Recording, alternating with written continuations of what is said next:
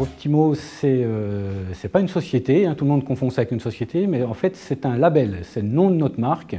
Donc on a derrière ça 5 services complémentaires, un service urbain avec des lignes qui sont cadencées aux 10 minutes et qui desservent, je dirais, la zone la plus dense du territoire de Belfort, un service suburbain avec des lignes qui sont cadencées à l'heure et qui là aussi desservent toutes les communes, la majorité des communes de plus de 1000 habitants, un service transport scolaire spécifique qui permet un aller-retour pour tous les collégiens et lycéens du territoire de Belfort.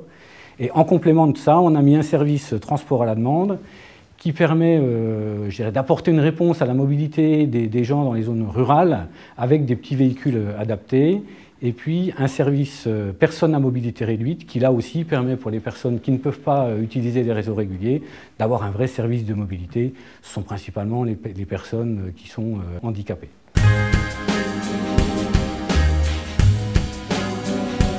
Optimo, comme je vous l'ai dit tout à l'heure, c'est une marque, mais derrière, il y a le syndicat mixte des transports en commun du territoire de Belfort, c'est une collectivité territoriale, et puis nous, on affrète plusieurs sociétés. Nous ne sommes pas transporteurs nous-mêmes, nous définissons la politique de mobilité pour le département.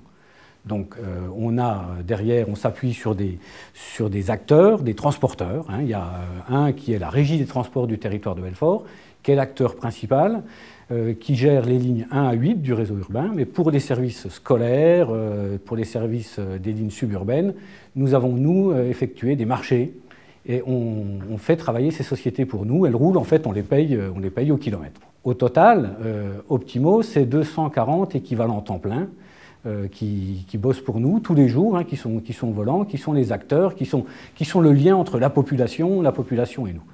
Mais Optimo, c'est aussi, je dirais, un recentrage auprès du SMTC de toute la politique commerciale du réseau qu'on a souhaité avoir auprès du SMTC pour assurer une cohérence pour tout le département.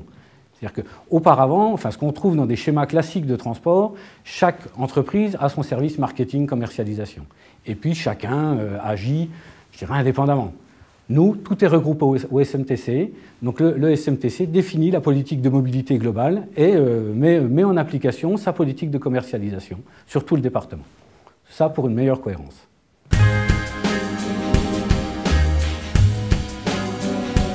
Optimo donc, est financé par 3 pots distincts. Donc, le premier pot qui représente 60% de nos recettes, c'est le versement transport, une taxe qui est payée par les entreprises de plus de 9 salariés qui ont leur siège social dans le département.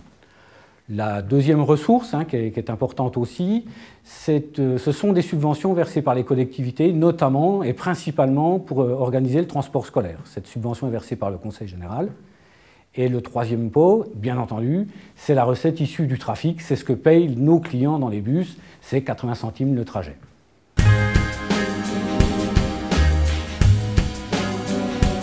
Le projet Optimo 2, c'est d'abord un projet ambitieux, mais qui est fait dans la continuité de ce qu'on a expérimenté sur Optimo 1. Les solutions expérimentées sur Optimo 1, c'était pouvoir créer une vraie rupture sur les habitudes de mobilité. Le pari est gagné, puisqu'on a réussi à progresser de 2 millions de voyageurs en 2 ans. Néanmoins, par rapport à notre ambition, par rapport aux ambitions du contrat de mobilité, c'est-à-dire multiplier par 2, voire par 3 la part de mobilité, ça ne suffit pas. Donc il faut s'appuyer sur des systèmes, je dirais, plus respectueux de l'environnement, qui s'adaptent à toute notre clientèle. Donc pour ça, il faut passer à ce qu'on appelle un BHNS, un bus à haut niveau de service. Donc pour passer un bus à haut niveau de service, ça nécessite de faire du transport en commun en site propre, du type tramway, mais on n'a pas une ville qui est à la taille, qui a une taille qui permet de faire un tramway. Donc aujourd'hui, nous, on va s'appuyer sur du bus. Et ce bus, il faut le mettre en site propre de façon à garantir, je dirais, une meilleure vitesse commerciale, de garantir aux clients un transport de qualité, respectueux de l'environnement.